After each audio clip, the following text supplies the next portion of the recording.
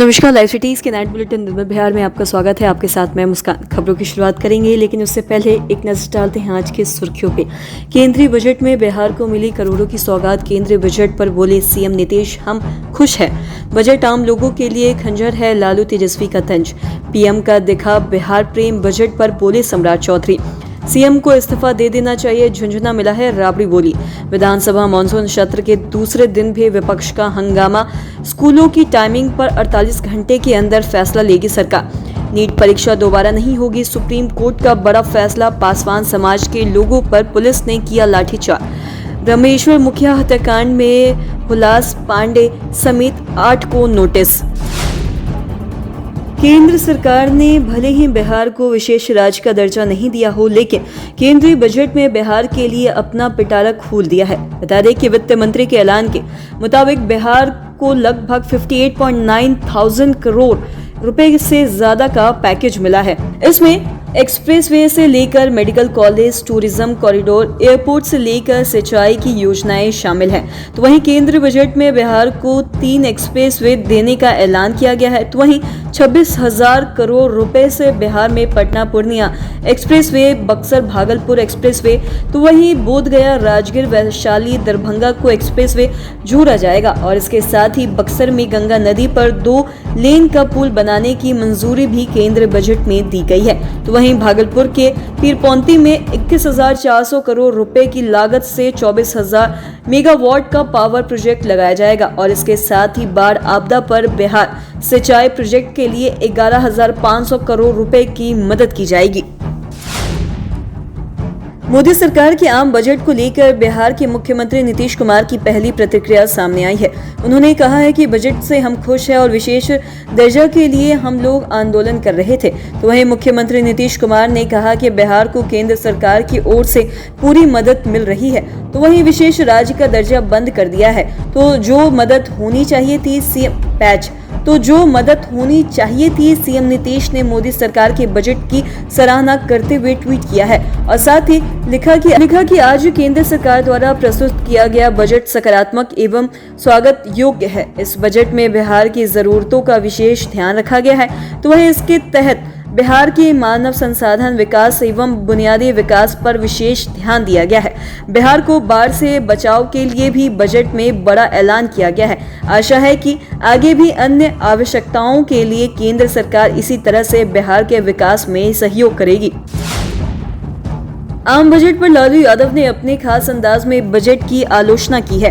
बता दें कि उन्होंने सोशल मीडिया एक्स पर पोस्ट करते हुए लिखा है कि एक घिसा पिटा हट है ये बजट, जुमलों की रट है ये बजट, गरीब और किसान के सपने कर रहा बंजर है ये बजट, आम आदमी के लिए दिल पर खंजर है ये बजट। आवंटित योजनाओं को न्यायी सौगात बताकर बिहार का अपमान न करे, तेजस्वी बोले। वहीं तेजस्वी यादव ने ये भी कहा है कि रूटीन आवंटन पूर्व स्वीकृत, निर्धारित और साथ ही साथ आवंटित योजनाओं को नई सौगात बताने वाले बिहार का अपमान न करे। पलायन रोकने, प्रदेश का पिछड़ापन हटाने तथा उद्योग धंधों के साथ साथ युवाओं को बेहतर भविष्य के लिए हम विशेष राज्य के दर्जे की मांग से पलायन रोकने, प्रदेश का पिछड़ापन हटाने तथा उद्योग धंधों के साथ साथ युवाओं के बेहतर भविष्य के लिए हम विशेष राज्य के दर्जे की मांग से इंच भर भी पीछे नहीं हटेंगे। तो वहीं तेजस्वी यादव ने यह भी कहा कि आज के बजट ने बिहार के लोगों को फिर से निराश किया है और साथ ही बिहार को प्रगति पथ पर ले जाने के लिए एक रिवाइवल प्लान की जरूरत थी, जिसके लिए विशेष राज्य के दर्जे के साथ साथ विशेष पैकेज की सख्त जरूरत है। बीजेपी के प्रदेश अध्यक्ष सह बिहार के उप मुख्यमंत्री सम्राट चौधरी ने केंद्र बजट का स्वागत करते हुए कहा कि इस बजट में बिहार को सभी क्षेत्रों में कुछ न कुछ दिया गया है। और साथ ही उन्होंने इसके लिए प्रधानमंत्री नरेंद्र मोदी जी का आभार जताते हुए धन्यवाद भी किया। उन्होंने कहा कि इस बजट में एक तरह से भारत के खजाने को बिहार की तरफ खोलने का काम किया गया है। तो वहीं उन्होंने इसके लिए केंद्रीय वित्त मंत्री निर्मला सीतारमण को भी धन्यवाद देते हुए ये कहा कि यह बजट बिहार को विकसित बनाने की पटकथा लिखेगा। पूर्व मुख्यमंत्री व आरजेडी नेता राबड़ी यादव ने आम बजट पर कहा ये झुंझुना है, इससे कुछ नहीं होगा। वहीं बिहार के मुख्यमंत्री नीतीश कुमार को भी सलाह दी। उन्होंने कहा कि सरकार जनता को ठगने का काम करती है और नीतीश कुमार की मांग पूरी नहीं हुई, बाढ़ आ रही है, पुल टूट रहे हैं, लोगों के घर डूब रहे हैं, इस पर कोई काम नहीं हो रहा है। इतना ही नहीं, केंद्रीय बजट में बिहार को 26,000 करोड़ आवंटित किए जाने पर उन्होंने ये भी कहा कि झुनझुना है, इससे कुछ नहीं होगा। और राबड़ी देवी ने कहा कि बिहार को विशेष राज्य का दर्जा केंद्र सरकार नहीं दे रही है, तो वहीं नीतीश कुमार को इस्तीफा दे देना चाहिए और पहले नीतीश कुमार उधर से इस्तीफा दे। राबड़ी देवी ने कहा कि बिहार को विशेष राज्य का दर्जा सरकार नहीं दे रही है, तो नीतीश कुमार को इस्तीफा दे देना चाहिए, पहले नीतीश कुमार उधर से इस्तीफा दे। बिहार विधानसभा मानसून सत्र का दूसरा दिन हंगामेदार रहा। बता दें कि विपक्ष के हंगामे के कारण सदन की कार्रवाई बाधित हुई, तो वहीं दोपहर 2 बजे के बाद विपक्ष ने हंगामा करते हुए सदन के वॉकआउट किया। तो वहीं बता दें कि विधानसभा में नगरपालिका विधेयक संशोधन बिल, बिहार राज्य विश्वविद्यालय सेवा आयोग बिल, तो वहीं बिहार विद्यालय परीक्षा समिति संशोधन विधेयक पास कराए गए। और दोपहर में कार्रवाई के दौरान भी विपक्ष ने हंगामा शुरू किया और इस दौरान विधानसभा अध्यक्ष ने ये भी कहा कि 1000 करोड़ रुपए मिले हैं, उसका विरोध करना चाहते हैं, बिहार के विकास का विरोध कर रहे हैं। सीएम नीतीश कुमार भी विधानसभा पहुंचे थे, तो वहीं विपक्ष के बयानबाजी और हंगामे पर सीएम ने ये भी कहा कि बिना मतलब का यह सब हो रहा है, कोई फायदा नहीं है। और इससे पहले सुबह से ही विधानसभा में जमकर हंगामा हुआ है। सदन की कार्रवाई शुरू होते ही विपक्ष के विधायक हंगामा करने लगे और नारेबाजी करते हुए वेल में आ गए, तो वहीं रिपोर्टिंग टेबल को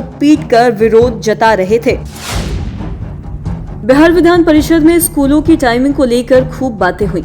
एमएलसी संजीव कुमार सिंह ने कहा कि विधानसभा में मुख्यमंत्री नीतीश कुमार और विधान परिषद में शिक्षा मंत्री ने इस बात की घोषणा की थी कि स्कूल 10 से 4 बजे के बीच चलाया जाएगा और इसके बाद भी स्कूलों की टाइमिंग ठीक नहीं हुई और साथ ही स्कूल उस पर नहीं चलाए जा रहे हैं। क्या विधायिका लोकतंत्र में सर्वोपरि नहीं रह गई है? मुख्यमंत्री की घोषणा का पालन अब तक नहीं हुआ है। उल्टे कई शिक्षकों के वेतन की कटौती घास की तरह पूर्व के अफसर ने करवाया, तो वहीं शिक्षक तिरस्कृत हो गए हैं और साथ ही साथ मुख्यमंत्री की घोषणा का पालन नहीं होना बहुत ही ज्यादा दुखद है।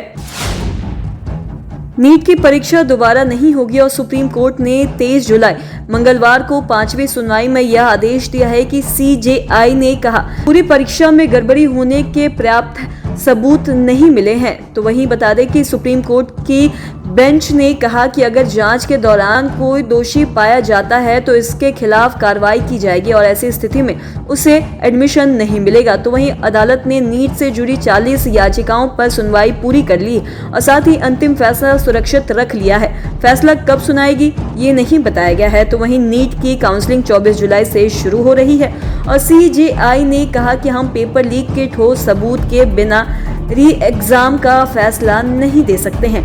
हो सकता है कि सीबीआई जांच के बाद पूरी तस्वीर ही बदल जाए, लेकिन आज हम किसी हालत में यह नहीं कह सकते हैं कि पेपर लीक पटना और हजारीबाग तक सीमित नहीं है। पटना में मंगलवार को विधानसभा का घेराव करना निकले चिराग पासवान के समाज के लोगों पर पुलिस ने लाठीचार्ज किया है। आरक्षण की मांग को लेकर ये लोग विधानसभा की ओर निकले थे और कारगिल चौक से ये मार्च शुरू हुआ था।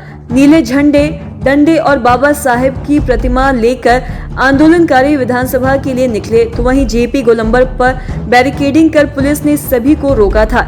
यहां पर पुलिस और प्रदर्शनकारियों में धक्का मुक्की भी हुई, तो वहीं पुलिस ने सभी से लौटने को कहा, लेकिन वो नहीं माने और इसके बाद पुलिस को लाठीचार्ज करना पड़ा।